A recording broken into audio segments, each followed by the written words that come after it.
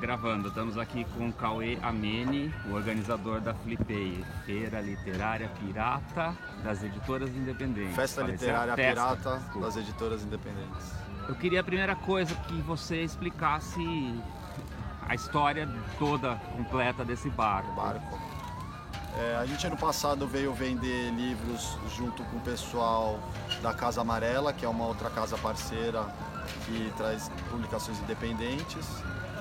E devido ao preço da especulação imobiliária, que é cada vez mais alto a casa, eu pensei que seria muito mais vantajoso trabalhar com um pescador local, ou um caiçara local, do que pagar uma fortuna que eles estavam cobrando para algum herdeiro da coroa ou algum herdeiro da família Marinho, que são donos das casas. Cidade, né? E é uma estratégia um pouco assim, porque a Flip está com crise, porque ela não está com recurso suficiente para bancar toda a infraestrutura que precisa, e a galera está ganhando em cima dessa especulação. Só para entender, desculpa, ano passado vocês alugaram uma casa? A gente, junto com outras editoras, eu aluguei um espacinho nessa casa com mais 3 editoras, que a gente tem um projeto também em São Paulo, que é o Rizoma Ônibus, que é um livro um ônibus livraria, que vende só editora independente também, agora é o barco. Mas é sempre também nessa lógica, meu nômade, de fugir do capital especulativo imobiliário, porque é o que mais ganha em toda essa crise, é o capital rentista que ganha, com todo mundo na crise, todo mundo na penúria, ele continua ganhando mensalmente com total estabilidade e acaba quebrando um monte de livraria, por exemplo. Tem um monte de livraria quebrada ou devendo para editoras porque eles não têm grana, e a grana toda está indo para a galera que detém a propriedade. Então, peraí, ano passado você chegou a alugar um espacinho lá na dentro de uma casa com outra galera. Colônia Marinho. E que deve ter custado quanto? Cara, eles cobraram ano passado, para 5 dias, uns 15 mil. Caramba. Esse ano eles devem estar cobrando uns 30 para 5 dias. Entendeu? Por casa, você está dizendo? Um 30, você aluga 3 barcos desse. Entendeu? Eu queria perguntar o preço do barco. O barco também. É 10 pila. Só pagaram 10, entraram em acordo com um pescador, é isso? Você é um barco de um pescador. É que nem pagar o dia para dar rolê, só que a gente fica parado. Ah, tá, vocês estão pagando o dia inteiro dele. O dia inteiro dele. Por vários dias. Então a gente tem uma conexão melhor com a galera. Ali, lá dentro da cidade, assim, eu acho que parece o metrô de São Paulo. Então você sai de São Paulo e vai lá para dentro do metrô. Muito cheio, ninguém sabe o nome das ruas, não tem nome na placa, todas as casas iguais, é uma merda. Então aqui é muito melhor. Você vai pra praia pra ficar no metrô ao céu aberto? Não, prefiro ficar mais na praia. E tem mais a ver, né, com a proposta. Você tava comentando agora há pouco que eu tava pensando que tem caveira de pirata, cenário do barco. Eu procurei um barco dessa forma. Um barco pirata. Por causa de toda a narrativa pirata que as editoras independentes também trazem, de certa forma. Claro. Né? Acho que como o público da Carta Capital é um leitor tem mais conhecimento político da história, tem uma coisa interessante que os piratas, na verdade, são os primeiros protoproletários. Porque o pirata não é um cara que pegou um barco, alugou um barco, ou comprou, ou fez, e foi atacar as repúblicas corsárias. O pirata, na verdade, é tripulante rebelado que toma conta do barco. Então, e o barco, na época das grandes navegações, ele era tipo a pré-fábrica. Então ele já tinha um protoproletariado, que era o cara fazendo trabalho frenético e massa para trazer riquezas para a coroa, e tinha uma extração de mais-valia total, uma exploração absurda. E os caras se rebelavam não só com essa questão de estar todo mundo ganhando muita grana e eles nada, mas pela questão libertária de ter seu próprio barco e também dominar certas ilhas e fazer a sua rede de convivência e fugindo da coroa. Então tem uma questão política interessante. Então a primeira fábrica ocupada é o barco. E o pirata também é o cigano do mar, é o sem terra do mar, né? Tem uma história muito interessante. Tem um livro que chama Utopias Piratas. A gente queria publicar esse ano, não conseguiu, vai publicar ano que vem. Que conta essa história.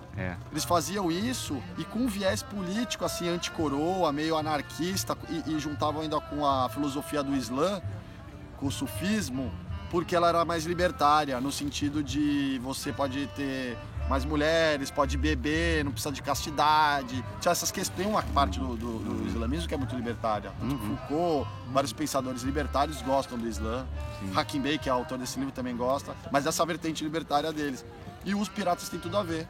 Eu não consegui deixar isso tão claro nas narrativas porque não deu tempo, né? Mas é essa pegada. É a primeira vez e ao que mesmo vocês tempo estão as editoras isso. independentes, elas atuam na brecha do sistema que está totalmente falido. Basta ver as grandes livrarias, as grandes editoras, tudo em crise, porque está um modelo que não se sustenta mais. Por causa disso, boa parte dessa grana vai para capital especulativo das propriedades, que na verdade o cara compra para não produzir, mas para ganhar de renda. Então, quem que financia o mercado financeiro são as editoras, que é a primeira a colocar dinheiro, a última a tirar.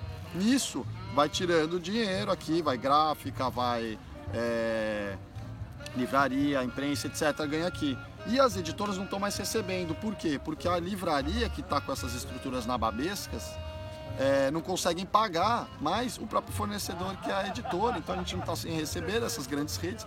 Esse sistema grandão, meio Walmart dos livros, foi pro saco.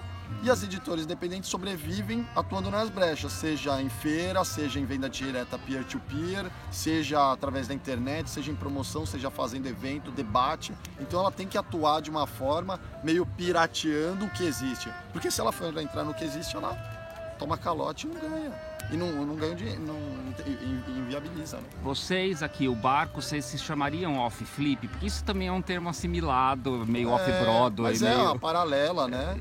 E eles estão lá pagando esses altos aluguéis ali na cidade. Ali na cidade colonial, pagando aluguéis. Eles fizeram assim, vamos cobrar no começo tanto. Eu falei, cara, impossível, não tem como dar isso. A gente já tá gastando uma grana preta, não temos assim. Apoio a gente foi correr atrás depois de algumas coisas. Quem são os apoios? Os apoios são da Lauro Campos, da Carta Capital, da Tapera. Do PSOL, Lauro o pessoal, a Fundação Perseu Abramo também do PT, a Fundação Rosa Luxemburgo. Mas essas estão apoiando mais livros que a gente está direcionando porque a gente vai fazer lançamento aqui. Tem a Blux, que trabalha com editora independente, tem a Tapera, que trabalha com editores. Todo o circuito que trabalha com editoras independentes, a gente conseguiu algum apoio. Claro que ninguém também tinha como dar muita grana, porque está uma crise do caramba, para pagar toda a logística, infraestrutura, porque é bem complexo. Mas eles estão dando a força que podem dar, né? E essas editoras, esses partidos e essas fundações, esses partidos, trabalham já automaticamente com editora independente. Então tem um pessoal que perguntou se tinha algum crivo ideológico no barco. Eu falei, cara, todo mundo no mercado editorial, vários. Estão te assediando. Todos perguntam, mas tem um crivo ideológico, político. Eu falei, cara... Como se lá do outro lado não tivesse. Mas aqui não tem assim, porque todas as editoras independentes, quando elas tentam transformar o sistema do mercado editorial, obviamente, organicamente, elas são de esquerda e progressistas, não são conservadoras. Quem quer ser conservador é quem quer manter o que está aí. A gente não quer porque está uma merda. De distribuição de verba, de circulação, de distribuição, de mercadoria.